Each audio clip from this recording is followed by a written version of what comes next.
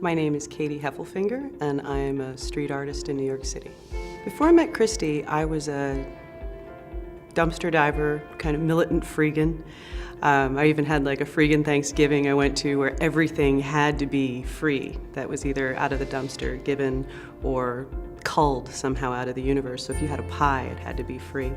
And we really had a commitment to, I don't want to say the ethos of poverty, but I've definitely seen it within artists that they don't believe that maybe they're worth enough so that they maybe identify with the garbage. I'm not sure, but it was something that, you know, we had heat in the studio, but we wouldn't turn it on till February. We had the option to do it, but it was just something we wouldn't give ourselves. I had told the story, made everyone laugh about there's one dumpster that had particularly nice baked goods, and if you didn't get there early enough, the guy would come who fed the pigeons. So it was a fight to the death to get the bread before the pigeons did. And that particular dumpster is on 57th Street, not far away from where I'm now in all the Saks Fifth Avenues. So it's the same city, same person, but a completely different reality. I'm now in all the Saks Fifth Avenues in Manhattan and all the Mitchell Gold Bob Williams in the country. I do high-end watercolors for the design market and fine homes, particularly the space over the sofa. I feel that all of them belong to me, and it's just a matter of time until everybody jumps on. My experience with New York City has been, you know, I came in very low to the ground, and I'm on the exact same corner selling the exact same work that I made about $7,000 a year doing before. Now I make about close to $500,000 every year. The difference is just how I encounter my universe. Instead of scrounging, I now just ask the energy to bring me the people who need to be there. And I can cull whatever I need. If I put out there that I need $5,000, $10,000 clients, they'll come. And it's an amazing power of self-confidence, but it's not even confidence, it's knowledge that it will be here, and I just can almost fall back into it, that that's a fact that I can rely on.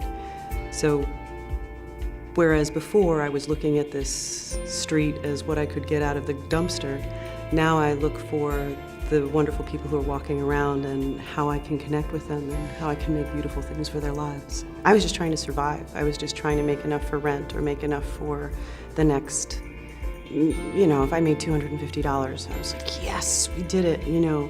Now I feel like I get kind of stompy if I only make $2,500. I'm like, what did you do? What was I thinking? Where was my energy at? Harumph, you know, it better have been storming or something.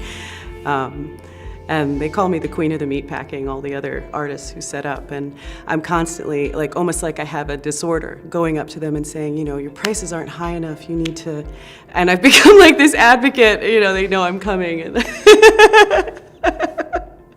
and I always want to encourage other people, and what's been great are the people who've listened. That's been so exciting and so inspiring now. At this level, I want to change that. I know I had a poverty culture in my mind and a poverty culture with the arts. Now I want to make other people realize that anyone can do this. It's not, maybe it's art, maybe it's dance, maybe it's internet marketing, whatever it is. People can not just live, but thrive, and just ask the universe to give back what they need, and it'll be there. That trust is something I've really enjoyed sharing with other people. And there's one artist, the group is called Fabrica, and I've watched their prices rise, mostly because I'm always, you know, cheering them on. You can do it, you can do it. And seeing them sell pieces for $2,400, for $1,600, watching that become the standard, whereas before they were $500, really is amazing. And now they're doing something with Diane von Furstenberg, and they're moving up in the food chain because they've changed how they perceive themselves. Nothing else has changed. Their art is still excellent. It was excellent before, it's excellent now. The difference is they have the courage to ask for what they're worth.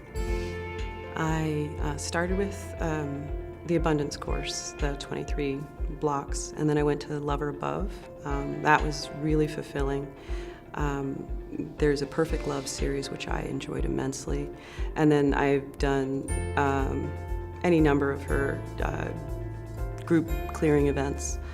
I would say I do at least one a month. I would do more if eventually your brain kind of becomes saturated, so you can only, I think more than 2 or 3 at a time is too much, but I do as many as I can handle. It's very freeing spiritually, just to answer the questions that she asks. I mean, I think people don't realize it's not like there's a magic wand that she has. She's asking you very deep personal questions that interact with your reality and go, oh, because I thought my mom didn't love me when she had to go to work, I did this.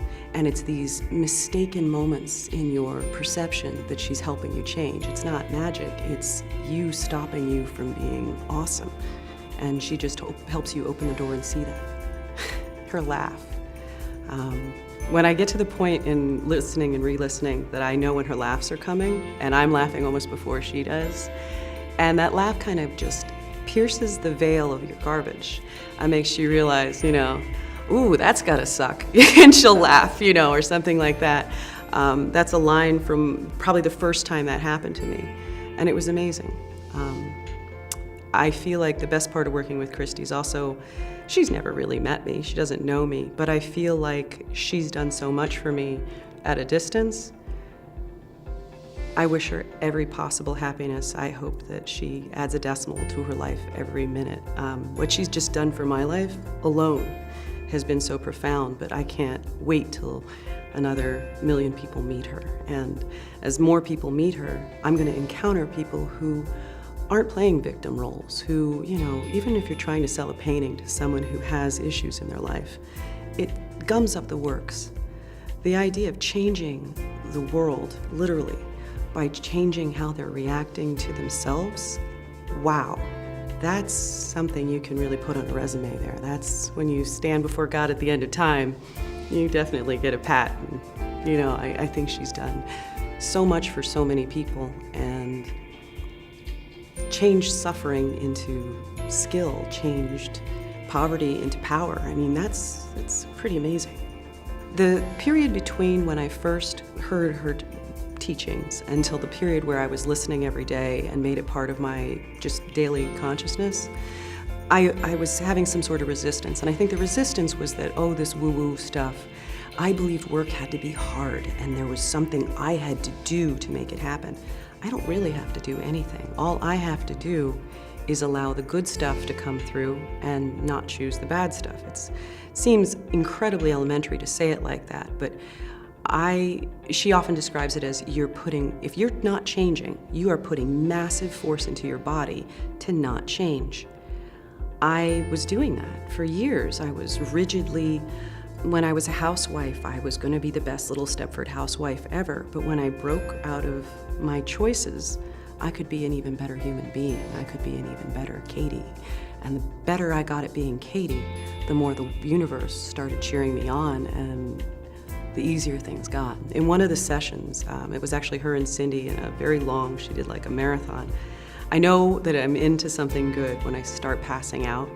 And people often talk about sleeping with Christie. I joke that, there was this one session I had to listen to 6 times before I could hear it. And in that session, they regressed you to your childhood selves and asked them to kind of grow up and start helping you find clients. And I just couldn't for the life of me stay conscious through it. That was probably the deepest session that I went through personally, and everybody has one, but that part of it, realizing that I could go back there, heal 3-year-old Katie who had an emotional skin knee, heal 5-year-old Katie who felt abandoned, here's 7-year-old Katie who didn't quite fit or whatever, and change all of that, change present Katie into something awesome, parent myself, love my future. That part has been the neatest shift. Well, the skepticism is that you're afraid of being awesome. It's easy to be a skeptic and scoff. Everybody jokes about the internet trolls and, anytime you have somebody who's going, wah, wah, wah, generally, it's because they're sad. And you're probably most afraid, the new person who's not doing it, of this being another scam, of this being another hurt that probably mirrors some other hurt. This is not magic. It is you answering to yourself the questions of your heart and finding out that you're amazing and a good person, and you deserve every happiness. If you are even believing slightly that might be true, you have to do this. And the truth is, your soul's going to keep knocking at the door until you finally do it. So make the commitment, at the time when I first needed to come up with $700 or whatever it was, it seemed like this giant hurdle in the universe. There's no way. Imagine the day when that seems like, I have more than enough to do that. That day comes the day you decide to make that payment. There's been a number of times with Christie where the number was just out of reach. It was a little bit more than I wanted to spend, but if you focus on it, make the effort, you know you'll spend that much on something stupid, on clothing or something that you're going to regret. But if you make this investment, it's going to pay you back. I keep saying, if Christie was standing in front of me, I'd be like, other programs cost thousands of dollars and they make this tiny little improvement in your life. Maybe you can sell something on the internet. This makes an improvement in your entire universe. You can heal your relationship, things you didn't think were possible to change. The feeling I have about my parents, the feeling I have about my family, I couldn't buy that. And it is worth, add a zero to whatever she's asking, it's worth that and more. So make the investment, because I literally went from making $7,000 a year to standing in front of you, I can show you my tax return, almost $500,000. That is in 3 years. I didn't do anything different. If I can do it, and I'm no genius, I didn't change anything. This hypothetical skeptic person needs to realize that they are throwing away literally a lottery ticket that you can write for yourself every single day. Yeah, I've been in UA for 2 years now. My first year in UA was very explosive. I believe that it's the moment you choose to enter into the Christie land that sets off the explosion.